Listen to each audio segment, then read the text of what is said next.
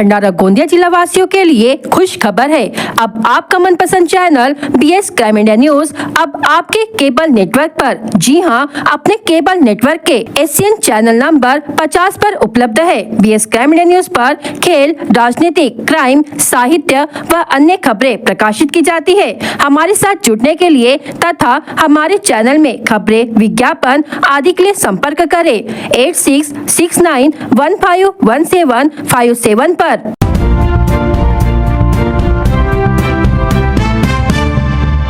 आयुध निर्माणी जवाहरनगर में पिछले महीने हुए भयानक विस्फोट में 8 कर्मचारियों की मौत हो गई थी तथा 5 कर्मचारी नागपुर के केयर हॉस्पिटल में जिंदगी और मौत से संघर्ष कर रहे थे। उनमें से एक का संघर्ष 28 फरवरी को समाप्त हो गया, वह शहीद हो गए। उक्त विस्फोट में शहीद होने वाले 9वें कर्मचारी का नाम जयदीप बैनर्जी है। DR विभाग के 45 वर्षीय बैनर्जी जिंदगी और मौत से 1 महीने तक लड़ते रहे और अंत में 28 फरवरी को सुबह 9 बजे उन्होंने केयर अस्पताल में अंतिम सांस ली। उनके पीछे उनकी मां, पत्नी, एक बेटी तथा एक भाई है। आयुध निर्माण भंडारा के LTPE 23 नंबर के बिल्डिंग में पिछले महीने भयानक विस्फोट हुआ था, जिसकी गूंज आजू बाजू के गांव तक सुनाई दी थी। इतना ही नहीं तो इस विस्फोट का झटका दूर तक के गांव में महसूस किया गया था। इस हादसे में 8 लोग शहीद हुए थे। जवाहरनगर परिसर में आज फिर एक बार शोक की लहर व्याप्त है। जयदीप बैनर्जी के समस्त मित्र और परिवार के लोग सदमे में है। जयदीप बैनर्जी भक्तिभाव स्वभाव के व्यक्ति थे। नगर परिषद ने शहर के बड़ा बाजार परिसर के फुटपाथ पर अतिक्रमण कर अपनी दुकान लगाने वाले दुकानदारों पर बुलडोजर चलाया। इस कार्रवाई से फुटपाथियों में गहरी नाराजगी देखी गई। अपनी रोजी रोटी से हाथ धो बैठे इन दुकानदारों ने तीव्र आक्रोश व्यक्त किया। यह कार्रवाई 28 फरवरी को दोपहर 3 बजे के दौरान प्रारंभ की गई। बताया जा रहा है कि इस कार्रवाई को 8 से 10 दिनों तक चलाने का इरादा नगर परिषद की ओर से व्यक्त किया गया है। हालांकि इस कार्रवाई के महज 1 घंटे के बाद ही कुछ दुकानदारों ने ठेले पर फुटपाथ पर अपनी दुकानें जमा ली और अतिक्रमण हटाने की कार्रवाई पर प्रश्न चिन्ह उपस्थित करवा दिया। 28 फरवरी को नगर परिषद की एक टीम दल बल सहित पोस्ट ऑफिस कार्यालय परिसर में पहुंची और अतिक्रमण हटाने की कार्रवाई शुरू कर दी। पोस्ट ऑफिस से लेकर हनुमान मंदिर परिसर और जिला अस्पताल रोड अतिक्रमण हटाया गया। इस कार्रवाई को नगर परिषद के सहायक नगर रचनाकार मुकेश कापसे, पवन कनोजे, संकेत कोचे, अभियंता धनश्री वंजारी, विद्युत अभियंता मोनिका वानखेड़े, स्वास्थ्य निरीक्षक मुकेश शेंद्रे, प्रशांत मेश्राम और तोड़ू विभाग के मिथुन मेश्राम ने अंजाम तक पहुंचाया। मिली जानकारी के अनुसार शनिवार और रविवार को छुट्टी रहने की वजह से अतिक्रमण हटाओ अभियान नहीं चलाया जाएगा। अतिक्रमण हटाने की कार्रवाई फिर से सोमवार से प्रारंभ की जाएगी। यह कार्रवाई बड़ा बाजार के मटन मार्केट से शुरू किए जाने की संभावना व्यक्त की गई है। हर बार सड़कों का अतिक्रमण हटाया जाता है, लेकिन इस बार बड़ा बाजार की अंदरूनी गलियों को निशाना बनाया गया है।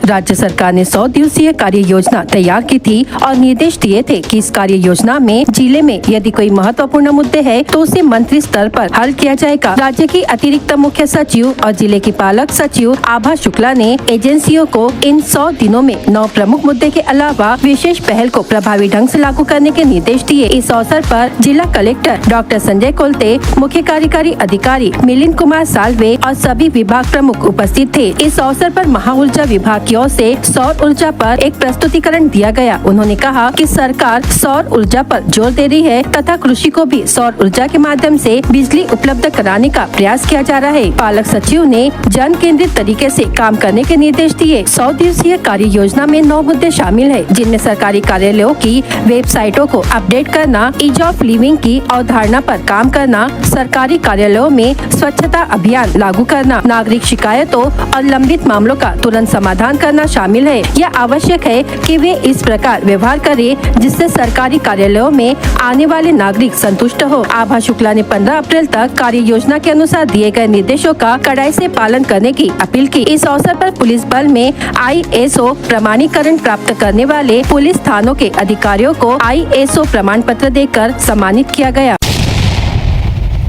शिवसेना के पूर्व विधायक सहसराम कोरोटे के नेतृत्व में किसानों ने देवरी तहसील के शीरपुर गांव में स्थित मनोहर सागर बांध पर आंदोलन किया। किसानों की मांग थी कि उनकी खेती के लिए पानी छोड़ा जाए। इस आंदोलन को सफलता मिली और अधिकारियों ने पूर्व विधायक की उपस्थिति में बांध के गेट खोल दिए। गोंदिया जिले के देवरी तहसील में रबी सीजन में किसानों ने धान की खेती की। शुरू में सिंचाई विभाग ने पानी उपलब्ध कराया, लेकिन धान की रोपाई के बाद जब फसल को पानी की और जरूरत पड़ी तो विभाग ने पानी छोड़ना बंद कर दिया। किसानों ने सिंचाई विभाग के अधिकारियों को इस संबंध में ज्ञापन भी सौंपा, लेकिन जब कोई समाधान नहीं निकला तो शिवसेना के पूर्व विधायक सहसराम कोरोटे के नेतृत्व में किसानों ने बांध पर आंदोलन किया। आंदोलन के दौरान सिंचाई विभाग के अधिकारी मौके पर पहुंचे, स्थिति को समझा और तुरंत बांध के गेट खोल दिए। 4 घंटे के लिए बांध के गेट खोले जाने से देवरी तहसील के 5 गाँव के किसानों की पानी की समस्या हल हो गयी। अधिकारियों ने आश्वासन दिया है कि भविष्य में भी जब धान की फसल को पानी की जरूरत होगी तब बांध के गेट दोबारा खोले जाएंगे। शिरपूर बांध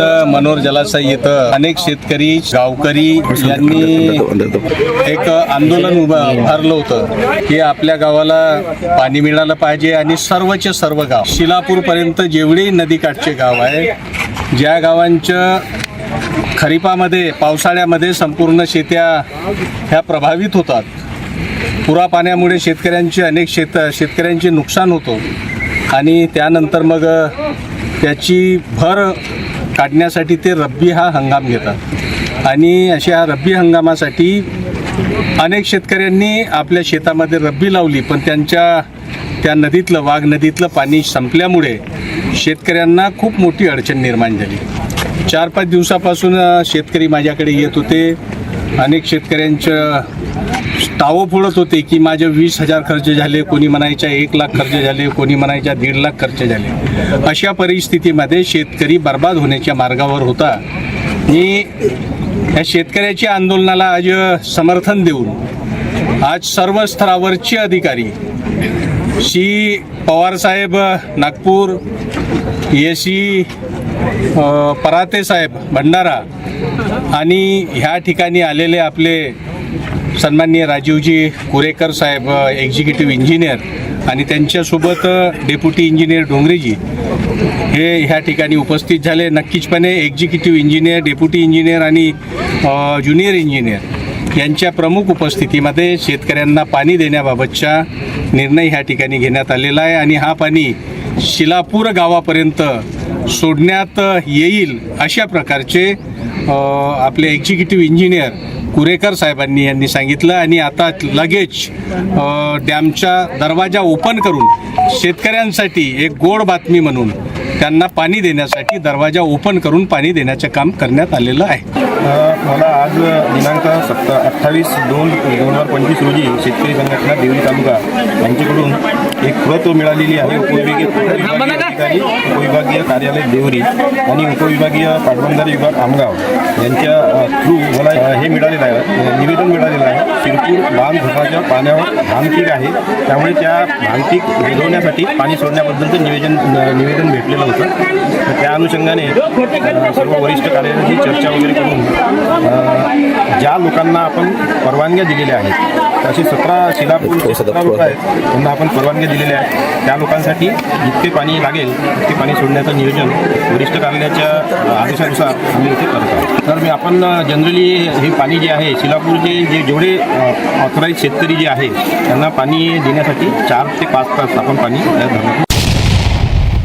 सामाजिक न्याय व विशेष सहाय्य विभाग के तहत रमाई आवास योजना अनुसूचित जाति एवं नवबुद्ध घटकों के लिए घरकुल योजना के कार्यान्वयन के विषय में सूचनाएं दी गई है, जिसके तहत जिला स्तरीय समिति ने 838 घरकुल लाभार्थियों को मंजूरी दी है। लाभार्थियों के लिए कच्चा मकान एवं खुद का भूखंड है ऐसे अनुसूचित जाति एवं नवबौद्ध घटकों को लाभार्थियों को घरकुल योजना का लाभ दिया जाता है। रमाई आवास योजना के अंतर्गत लाभार्थियों का निर्धारित आंकड़ा जिले को प्राप्त हुआ है। प्राप्त आंकड़े के अनुसार अनुसार पंचायत समिति अनुसार घरकुल लाभार्थियों के प्रस्ताव में कुल 838 घरकुल लाभार्थियों को जिला स्तरीय समिति के अध्यक्ष पालक मंत्री संजय सावकारे ने मंजूरी दी है, जिसके तहत भंडारा पंचायत समिति के तहत 117, मोहाड़ी 180 लाभार्थी संख्या मंजूर की गई है। तुमसर पंचायत समिति के तहत 144 लाभार्थी, साकोली पंचायत समिति के तहत 102 लाभार्थी संख्या मंजूर की गई है। लाखनी पंचायत समिति के तहत 114 तथा पौनी पंचायत समिति के तहत 95 लाभार्थी संख्या मंजूर की गई है।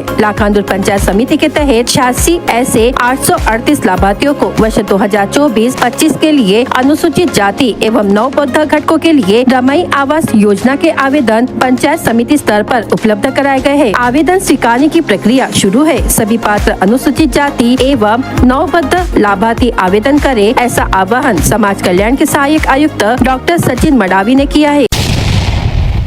ठेकेदार द्वारा किए गए काम का बिल निकालने के एवज में 50,000 रूपए की रिश्वत की मांग की। तय मुताबिक 40,000 रूपए स्वीकार करने वाले जिला परिषद के यांत्रिकी विभाग के प्रभारी अभियंता उप अभियंता को भंडारा एंटी करप्शन विभाग ने गिरफ्तार किया है। इस कार्रवाई के बाद पुलिस ने आरोपी अधिकारी का मोबाइल जब्त कर उसके घर की तलाशी लेना शुरू की है। यह कार्रवाई शुक्रवार की शाम लगभग 4 बजे यांत्रिकी विभाग के कार्यालय में की गई। आरोपी यांत्रिकी विभाग के उप अभियंता का नाम सुहास पांडुरंग करंजेकर, उम्र 51 वर्ष बताया जा रहा है। प्राप्त जानकारी के अनुसार ठेकेदार ने चिखली और लेंडेझरी परिसर में जल शुद्धिकरण के काम किए थे, जिसका 9,80,000 रूपए का बिल निकालने के लिए दोनों ग्राम पंचायत का प्रमाण पत्र, वर्क ऑर्डर की प्रति, काम के फोटो तथा अन्य दस्तावेज उप अभियंता करंजेकर के पास भेजे। 17 फरवरी को कार्यालय में आकर ठेकेदार ने बिल को लेकर करंजेकर को पूछा तो उसने बिल मंजूर करने के लिए 50,000 रूपयों की रिश्वत मांगी। इस प्रकरण में 25 फरवरी को एंटी करप्शन के भंडारा की टीम ने जांच की, जिसमें अधिकारी उप अभियंता करंजेकर द्वारा रिश्वत मांगने की बात स्पष्ट हुई, जिसके बाद टीम ने करंजेकर को शुक्रवार उसके कार्यालय में 40,000 रूपए की रिश्वत लेते हुए पकड़ा। आरोपी का मोबाइल जब्त कर उसके घर की तलाश शुरू की गई। आरोपी पर भंडारा पुलिस थाने में मामला दर्ज करने की प्रक्रिया शुरू थी। इस कार्रवाई को नागपुर परिक्षेत्र के पुलिस अधीक्षक दिगंबर प्रधान, अपर पुलिस अधीक्षक सचिन कदम, अपर पुलिस अधीक्षक संजय पुरंदरे के मार्गदर्शन में पुलिस उप अधीक्षक डॉक्टर अरुण कुमार लोहार के नेतृत्व में पुलिस हवालदार अतुल मेश्राम, पुलिस हवालदार मिथुन चांदेवार, पुलिस कांस्टेबल विष्णुवर्टी, पुलिस नायक नरेंद्र लाखड़े ने की है।